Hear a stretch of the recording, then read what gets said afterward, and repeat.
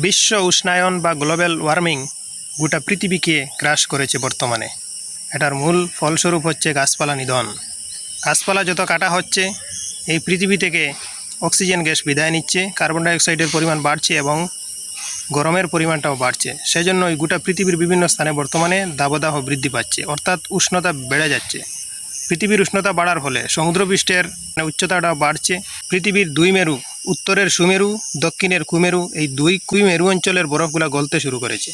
কুমেরু মানে আন্টার্কটিকা মহাদেশ, সুমেরু মানে গ্রিনল্যান্ড। বিশেষ করে পাহাড় পর্বতের উপরে থাকা হিমবাহগুলাও ধীরে ধীরে গলতে শুরু করেছে, কারণ পৃথিবীর তাপমাত্রাটা বৃদ্ধি পেয়েছে। এই তাপমাত্রাটা বৃদ্ধির মূল কারণ পৃথিবী থেকে সবুজের সমারোহগুলোকে বিদায় করে দেওয়া। যত গাছপালা নিধন করা হচ্ছে, গাছপালা কাটা হচ্ছে, পৃথিবী থেকে অক্সিজেন গ্যাস বিদায় নিচ্ছে। আমাদের সবার দরকার গাছপালা রোপণ করুন, গাছের সেবা যত্ন করুন, সবুজের আবরণটাকে বৃদ্ধি করে দেন, সবুজ গাছ লতাপাতাকে